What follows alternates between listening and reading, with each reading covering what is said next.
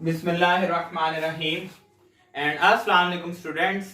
मैं उम्मीद करता हूं कि आप मेरे लेक्चर्स ले रहे होंगे और आपके लिए वो फायदेमंद भी साबित हो रहे होंगे। अच्छा स्टूडेंट्स, अब जैसा कि हमने अल्कीन्स का टॉपिक स्टार्ट किया हुआ था, लास्ट लेक्चर में हमने उसकी फिजिकल प्रॉपर्टीज और रिएक्टिविटीज को डिस्कस किया था। स्टूडेंट्स, आज अल्हम्दुलिल्लाह हमारा लेक्चर नंबर 20 है, जिसके अंदर अब हम अल्कीन्स के रिएक्शंस बेसिकली स्टार्ट करने लगे हैं। सो स्टूडेंट्स देखें, सबसे पहला रिएक्शन ऑफ अल्कीन में हमारे पास है हाइड्रोजिनेशन। जैसा कि आप ये पहले भी पढ़ चुके हैं, hydrogenation basically addition of molecular hydrogen in the compound. देखिए मैंने इसकी डेफिनेशन लिखी है, molecule of hydrogen is added in the presence of catalyst. अच्छा स्टूडेंट्स, ये कैटलिस्ट कौन कौन से हो सकते हैं? It could be platinum, could be platinum and could be Raney nickel. इस रेने निकल को आज डिस्कस हम करेंगे। उसके बाद कहते हैं जी एट मॉडरेट प्रेशर, और वो मॉडरेट प्रेशर 1 to 5 atm हो सकता है। Under these conditions the hydrogenation that would अकर, उसको हम कैटालाइटिक हाइड्रोजिनेशन कहेंगे। ठीक है, मैं रिपीट करूं अपनी बात कि हाइड्रोजन का मॉलिक्यूल कैटलिस्ट की मौजूदगी में एक मॉडरेट प्रेशर पे जब अल्कीन के अंदर ऐड होगा तो हम इसे कैटालिटिक हाइड्रोजिनेशन का नाम देंगे। और ये कैटालिटिक हाइड्रोजिनेशन कैसा प्रोसेस होता है, ये स्टूडेंट्स याद रखिएगा, it is highly exothermic process. अब अगर एक्सोथर्मिक प्रोसेस है तो डेफिनेटली ड्यूरिंग रिएक्शन इसके अंदर से अमाउंट ऑफ एनर्जी जो है स्टूडेंट्स वो रिलीज होगी। तो आप देखें, it is highly exothermic process and amount of heat evolve when 1 mole of alkene is hydrogenated, और उसको फिर हम क्या कहते हैं, is called heat of hydrogenation. अगर इसको मैं उर्दू में बताऊं तो स्टूडेंट 1 मोल अल्कीन लेंगे, ठीक है, और उसकी हाइड्रोजिनेशन करवाएंगे। हाइड्रोजिनेशन के अंदर जितनी अमाउंट ऑफ एनर्जी रिलीज होगी 1 मोल अल्कीन की, उसको हम कहेंगे हीट ऑफ हाइड्रोजिनेशन। क्लियर? ये दो बातें यहां पे हमने सीख ली हैं, एक कैटालिटिक हाइड्रोजिनेशन, एक हीट ऑफ हाइड्रोजिनेशन। नेक्स्ट देखें स्टूडेंट्स, रेने निकल। रेने निकल बेसिकली क्या है, आप जानते हैं जितनी भी मेटल्स हैं वो सब की सब एलॉय फॉर्म में पाई जाती हैं, इम्प्योर फॉर्म में पाई जाती हैं। उनको प्योरेस्ट फॉर्म में हमने किसी ना किसी तरह केमिकल रिएक्शन के थ्रू लाना होता है। तो अब यहां पर निकल की बात करें तो ये भी निकल एल्यूमिनियम, ये दोनों ही मेटल्स हैं, इनका एक एलॉय होता है जिसके अंदर से निकल को हम सेपरेट करते हैं। तो स्टूडेंट्स, ये निकल एल्यूमिनियम एलॉय जो है इसको कास्टिक सोडा यानी कि सोडियम हाइड्रोक्साइड के साथ रिएक्ट करवाते हैं under normal conditions. Sodium hydroxide का जो सॉल्यूशन होगा, कास्टिक सोडा का जो सॉल्यूशन, उसमें जब निकल एल्यूमिनियम ऐड करेंगे तो स्टूडेंट्स यहां से निकल जो है इसमें सेपरेट हो जाएगी। ये देखें तो ये हमारे पास क्या आ जाएगी, ये बेसिकली फिर रेने निकल ही कहलाएगी।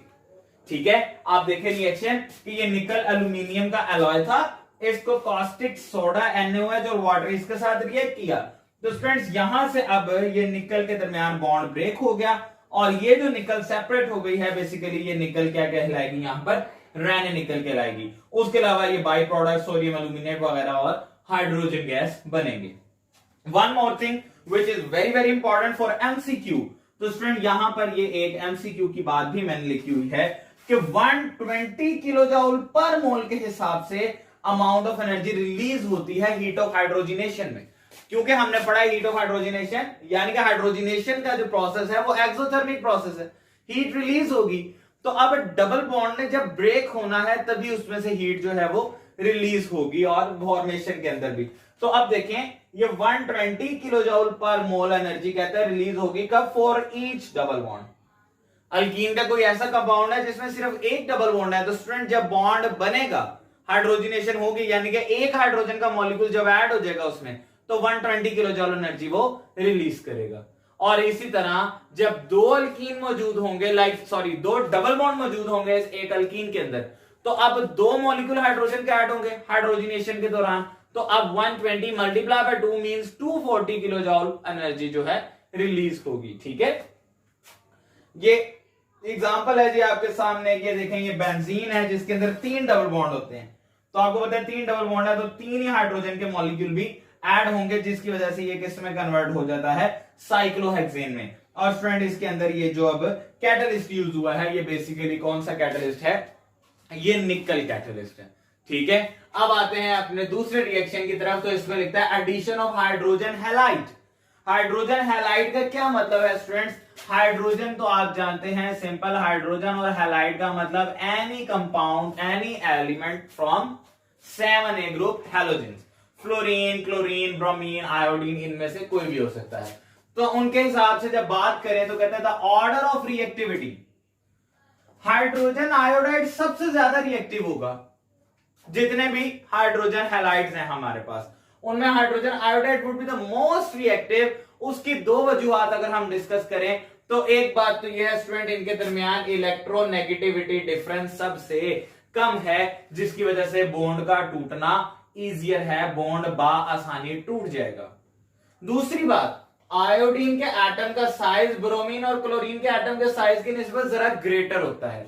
जब साइज ग्रेटर हो जाएगा तो फिर आप यूं कह लें कि आयोडीन और हाइड्रोजन के दरमियान बॉन्ड लेंथ सबसे ज्यादा होगी as compare to hydrogen bromide and hydrogen chloride. तो आप लोग जानते हैं बॉन्ड लेंथ जितनी ज्यादा होती है, बॉन्ड की स्ट्रेंथ उतनी स्टूडेंट्स कम हो जाती है। अब वो बॉन्ड आसानी टूट जाएगा। अगर बॉन्ड इजीली ब्रेक हो रहा है तो इट्स मीन वो उतना ज्यादा रिएक्टिव है कंपाउंड। तो यहां पर इसीलिए हाइड्रोजन आयोडाइड जो है ये सबसे ज्यादा रिएक्टिव होगा due to lesser electronegativity difference between hydrogen and iodine. And the other thing is due to greater size of iodide ion, इनके दरमियान बॉन्ड लेंथ ज्यादा होगी तो वो बॉन्ड आसानी से टूट जाएगा। तो देखें स्टूडेंट, ये हमारे पास कोई अल्कीन था, इसमें हाइड्रोजन हैलाइड ऐड होगा। स्टूडेंट ये बॉन्ड यहां से ब्रेक होगा, हाइड्रोजन इस कार्बन के साथ अटैच हो जाएगा और हैलाइड इस कार्बन के साथ अटैच होगा। तो स्टूडेंट आप देखें यहां जो पाई बॉन्ड था वो वीकर बॉन्ड होता है और वो यहां से ब्रेक हो जाएगा। तो कार्बन के साथ ही देखें हैलोजन एक जगह पर अटैच, और ये CH2 था, ये स्टूडेंट CH3 में कन्वर्ट हो गया। तो इस तरह से ये अल्काइल हैलाइड बन गया, यानी कि हाइड्रोजन हैलाइड इसके अंदर ऐड हो गया। अब यहां पर एक बात गौर तलब है, जिसकी बाकी की बात मैं इंशाल्लाह नेक्स्ट लेक्चर में आपको बताऊंगा। तो स्टूडेंट्स देखिएगा कि यहां पर ये आपके पास हैलाइड है जो कि नेगेटिव होता है, नेगेटिवली चार्ज, और ये पार्शियली पॉजिटिवली चार्ज। यहां पर जब बॉन्ड ब्रेक हुआ तो हाइड्रोजन आप देखें इस कार्बन के साथ अटैच हुआ और हैलाइड इस कार्बन के साथ अटैच हुआ। और बिल्कुल ऐसी होगा, ऐसा मुमकिन नहीं है कि हैलोजन जो है वो टर्मिनल कार्बन के साथ अटैच हो जाए। यहां पर ये बात मार्कोनिकॉव्स रूल के अंदर डिस्कस करेंगे, जो कि इंशाल्लाह हम अपने नेक्स्ट लेक्चर में डिस्कस करेंगे। तो इस बात को मजीद डीपली और अच्छे से समझने के लिए आप नेक्स्ट लेक्चर लाजमी देखिएगा।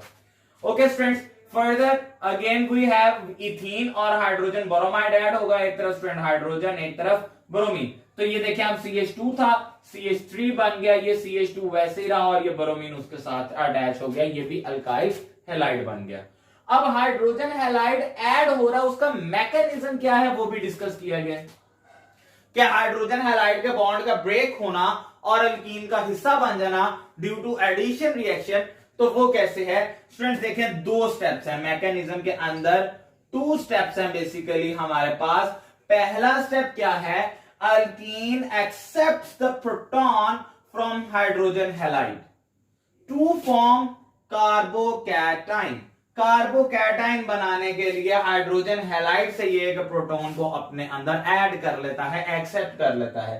स्टूडेंट्स जरा गौर कीजिएगा, तो ये देखेंगे अल्कीन मौजूद है, यहां पर जब रिएक्शन होगा बॉन्ड ने ब्रेक होना है। स्टूडेंट ये वाला जो बॉन्ड है ये इस प्रोटॉन को अपनी तरफ एक्सेप्ट कर लेगा, और जाहिर सी बात है जब बॉन्ड ब्रेक होगा so halogen definitely would be more electronegative element, so it have more tendency to attract that pair of electron towards itself, जिसकी वजह से ये वाला इलेक्ट्रॉन पेयर अपनी तरफ खींच लेगा, और ये in the form of proton. आप समझने की हद तक ये कह सकते हैं कि इसके अंदर कोई इलेक्ट्रॉन नहीं रहा, ये इलेक्ट्रॉन डेफिशिएंट हो गया, जिसकी वजह से इस पर पार्शियल पॉजिटिव चार्ज आया। हालांकि ऐसी बात नहीं है, कुछ परसेंट इसमें इलेक्ट्रॉन रहेगा, लेकिन इसमें बहुत कम परसेंटेज रह जाएगी इलेक्ट्रॉन की, जिसकी वजह से इस पर पार्शियल पॉजिटिव चार्ज आएगा। तो स्टूडेंट्स ये अब यहां पर आकर पाई बॉन्ड के साथ जहां पे इसने अटैच होना है, तो आप देखिए यहां पर इस टाइम 2 हाइड्रोजन है। नेक्स्ट स्टेप में देखेंगे स्टूडेंट 1 2 3 हाइड्रोजन, ये वाला हाइड्रोजन भी इस कार्बन के साथ अटैच हो गया और इस हाइड्रोजन अटैच होने के लिए इस कार्बन का बेसिकली इलेक्ट्रॉन यूज किया, जिसकी वजह से इस कार्बन में इलेक्ट्रॉन की डेफिशिएंसी हो गई, इस पे चार्ज आ गया पॉजिटिव और इसी को हम क्या कहते हैं स्टूडेंट्स, कार्बोकैटायन। ये एक रिएक्शन इंटरमीडिएट है जो कि अनस्टेबल स्पीशीज इस टाइम बनी है, ठीक है। ये कार्बोकैटायन बन गया और ये हैलाइड आयन वैसे का वैसे मौजूद। That was the first step. Secondly, carbocation react with halide ion to produce hydrogen halide. Students अब ये जो कार्बोकैटायन है ये इस हैलाइड आयन के साथ रिएक्ट करेगा, तो आप देखें यहां पर इस पे पॉजिटिव चार्ज है तो ये हैलाइड आयन इसके साथ आकर अटैच हो जाएगा। तो स्टूडेंट ये देखेंगे 2 हाइड्रोजन वैसी, एक हैलाइड आयन भी अब आ गया, बाकी एज इट इज। तो यूं कार्बोकैटायन ने क्या बना लिया यहां पे फाइनली, अल्काइल हैलाइड बना लिया, ठीक है। तो ये 2 रिएक्शन से जो भी हमने इस लेक्चर में अपने डिस्कस किए हैं, बाकी इंशाल्लाह नेक्स्ट लेक्चर में डिस्कस करेंगे। इसमें अगर कोई क्वेश्चन हो आपका तो आप कमेंट सेक्शन में पूछ सकते हैं। Thank you so much.